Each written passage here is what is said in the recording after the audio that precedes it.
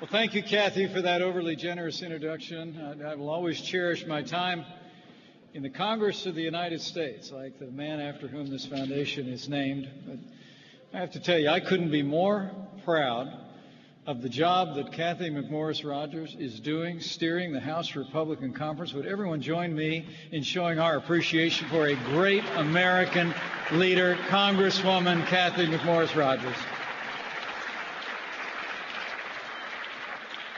To Joanne and Jimmy Kemp, the entire Kemp family, the large Kemp family, distinguished members of Congress who are here, our honored guests, it is my great honor. And frankly, it's a privilege for me to address this extraordinary group of leaders and patriots here at the Jack Kemp Foundation's 6th Kemp Leadership Award dinner. This is a special night. I especially want to recognize a friend of mine, a great friend of the Kemp Foundation, and frankly, a man whose life and whose faith is a testimony to the power of opportunity in our nation, and a leader whose opportunity agenda in the United States Senate is, frankly, a living tribute to the life and legacy of Jack Kemp. Join me in giving the first round of applause tonight to this year's Kemp Leadership Award winner, Senator Tim Scott.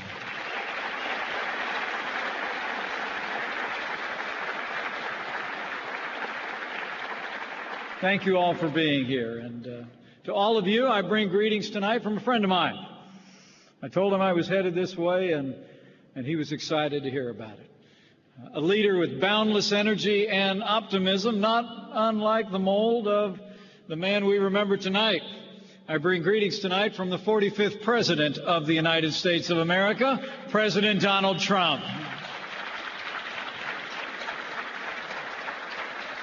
You know, tonight is very special for me and for my family. It's frankly deeply humbling for me. Like many of you, Jack Kemp was a hero of mine. And I'll always consider it one of the greatest blessings of my life that a hero that I met back in 1988 in my very first run for the Congress of the United States would actually become a friend and even a mentor who had a huge impact on my career. I just told a couple of Jack's grandchildren that I have every confidence that I would not have had the opportunities to serve in the leadership in the Congress as the governor of my state or in the position as Vice President of the United States were it not for the example and the influence of Jack Kemp. You know, Jack often said ideas rule the world, but his own life was a testament to the fact that even the best ideas need a champion to promote them in the never-ending battle for hearts and minds. And Jack devoted his career to a single idea, an idea powerful enough that it helped change the world, but precious enough to need happy warriors to defend it. He called it the American idea. Jack's lodestar was his unwavering belief in the fundamental equality and dignity of every person. It inspired everything that he stood for. And whether he was speaking in front of a large group or whether he was just stopping you on a street corner, you heard all about it every time you talked to Jack Kemp. You know, I have to tell you, as I said on the floor of the House of Representatives the week that Jack left us, the debt this nation owes Jack Kemp can only be repaid by relentless imitation of his example.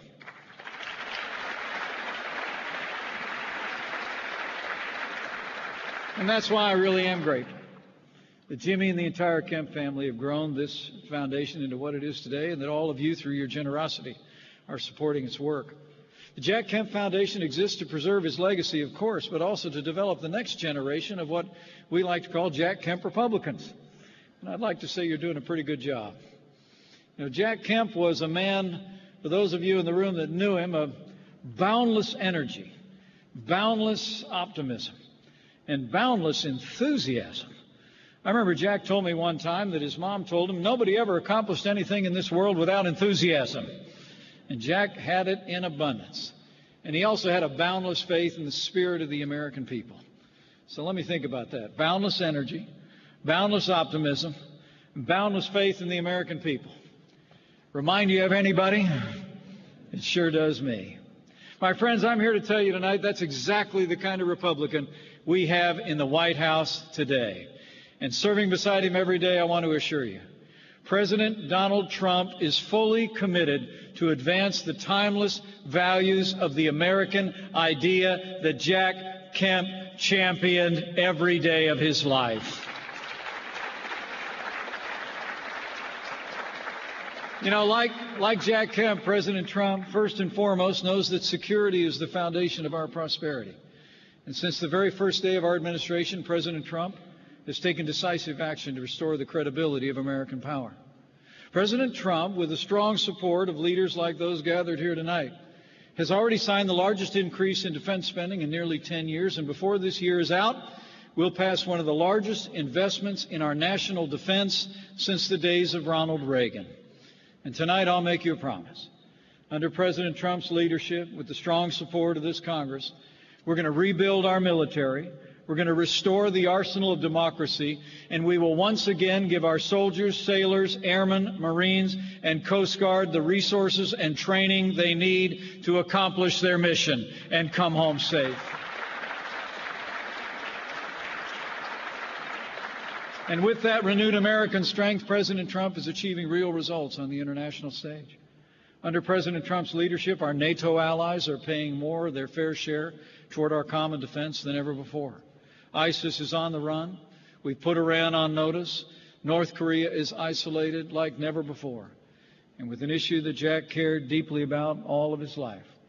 Under President Donald Trump, if the world knows nothing else, the world knows this: America stands with Israel.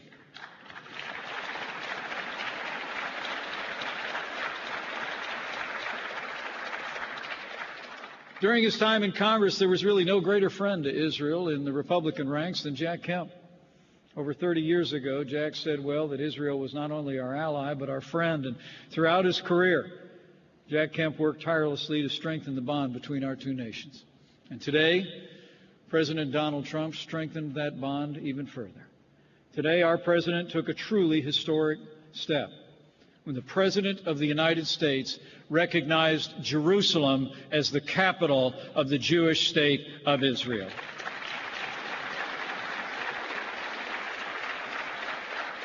As the President said this afternoon, he was delivering on a long-held American promise.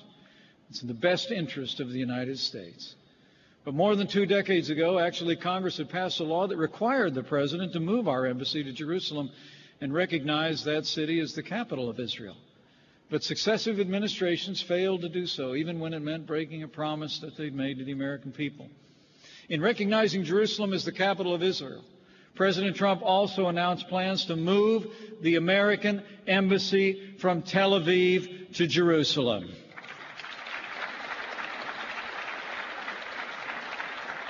After decades of talk, President Trump took action. He's a man of his word. As the President said today we finally acknowledge the obvious. We recognize facts that we know will form a foundation for real progress, for real peace in that region of the world. And like Jack Kemp, President Trump knows that American leadership abroad, first and foremost, requires a vibrant economy at home.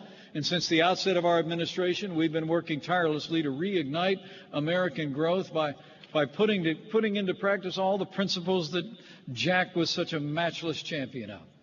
Jack Kemp summed it up pretty well in his lifetime when he said, quote, "There's no limit to what free men and free women in a free market with free enterprise can accomplish." And nobody said it better.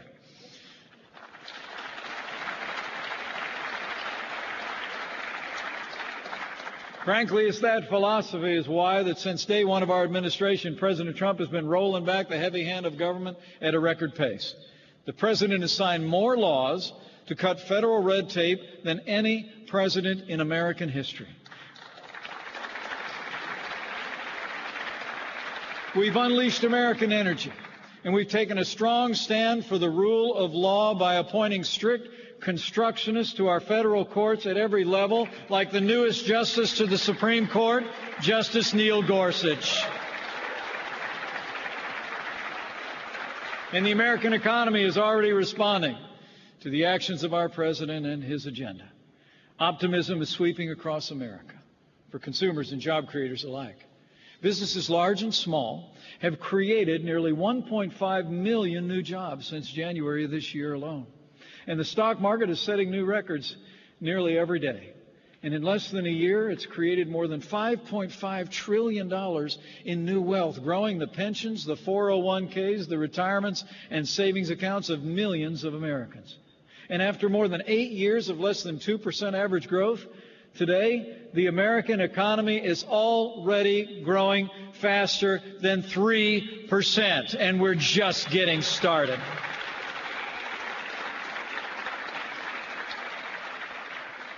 Now, the critics said this couldn't be done, or at least it couldn't be done for a long time. But, Jack used to have a good term, what he called, what was it, Joanne? The low aspirations crowd.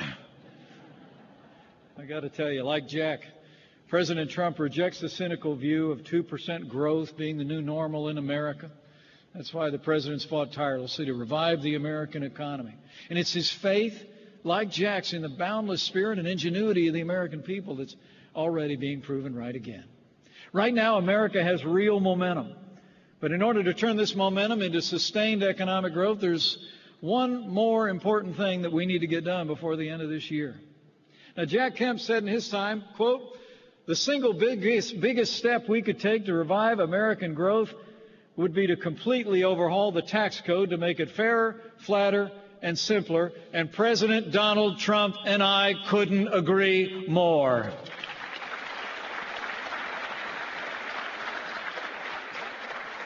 And I got to tell you, I'll make a prediction. In just a few days, frankly, before Christmas of this year, President Donald Trump's going to sign historic legislation to cut taxes across the board for working families and job creators large and small. And we're going to simplify the tax code and make it flatter and fairer.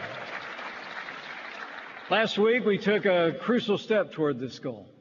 The House of Representatives had already done its work. And last Friday night, or was it early Saturday morning, the United States Senate passed its version of the Tax Cuts and Jobs Act. And President Trump and I are truly grateful. Truly grateful for the great leadership of Speaker Paul Ryan, Leader Mitch McConnell, and all the Republicans who voted for this legislation, including several leaders who are with us tonight.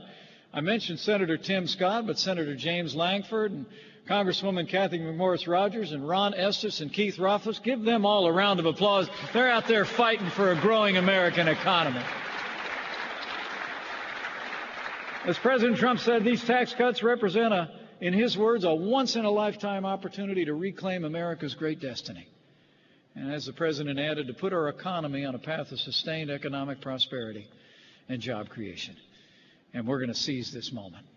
Now, the House and Senate have to get together to work out the differences, and the President and our entire administration are going to continue to work with Congress to get a bill to his desk in time for Christmas. And we'll fight tirelessly to make sure that the final bill reflects the principles the President laid out earlier this year. Pretty straightforward. First and foremost, we're going to let the American people keep more of their hard-earned dollars, and we're going to simplify the tax code.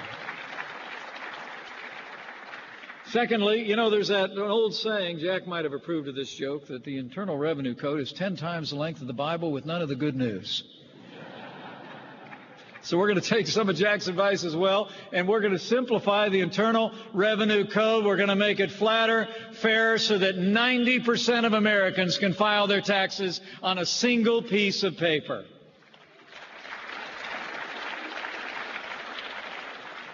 And lastly, we're going to make sure that American companies can be competitive again by lowering the taxes on American businesses, large and small, so they can create good jobs and raise wages right here in the good old USA. The President's called for tax cuts for businesses because we believe it's going to boost wages for American workers. Once they go into effect, we really believe the typical American household, when all of these tax cuts are implemented, the typical American household is going to be able to anticipate an extra $4,000 a year. As Jack Kemp knew, that's real money for the American people. And it's going to make a real difference in the lives of hardworking families.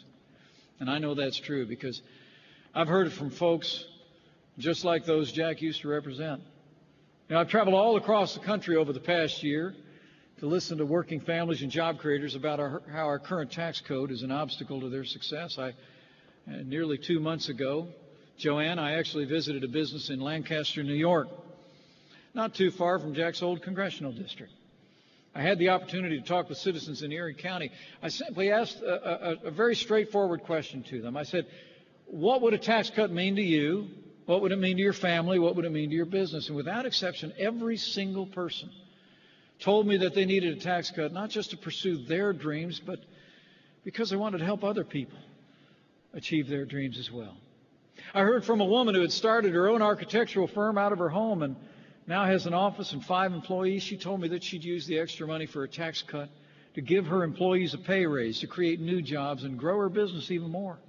I heard from a young couple who started their own coffee company a few years ago, but now pay more money in taxes than they take in for themselves. And they told me that a tax cut would allow them to hire more people, buy new equipment, and start saving up for that second location they've been dreaming of opening. I heard from a mom and dad whose young son suffers from a rare disease that costs tens of thousands of dollars every year to treat. For their little family, a tax cut would mean they could put more of their hard-earned money toward his medical care and start investing in a bright future that lays ahead for him and his sister. As I heard firsthand, the value of a tax cut can't be measured in dollars and cents alone. Because when the American people can keep more of their hard-earned money, they invest it back in their dreams. They invest it back in their businesses, in their communities, in their families, in ways that make a positive difference in the lives of others and in the life of this nation. These are the true rewards of a strong and growing economy. And these are the reasons why, with your support, with the support of these great leaders in the Congress, and with the leadership of President Donald Trump, I say with confidence, we're going to pass the largest tax cut in American history, and we're going to pass it this year.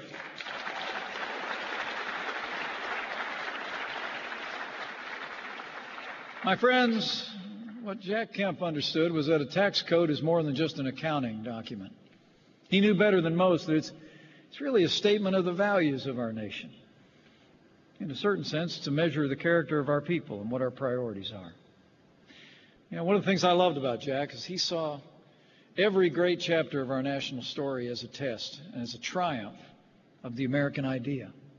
From the patriots who dedicated America to the proposition that all men are created equal, to the soldiers and statesmen who brought our nation through the crucible of the Civil War to a new birth of freedom for every American, to the civil rights heroes who advanced the cause of racial justice in their day. Jack Kemp called it America's permanent revolution, our noble, if never perfect, striving to live up to those universal ideals etched into the founding charter of freedom. And the great challenge facing our generation is to restore the foundation of freedom at the heart of our economy, to put our trust back once again in the talent, the grit, the ingenuity, and the freedom of the American people. And to put our trust in one other place as well. To put our trust in him who planted this miracle of democracy on this wilderness shores.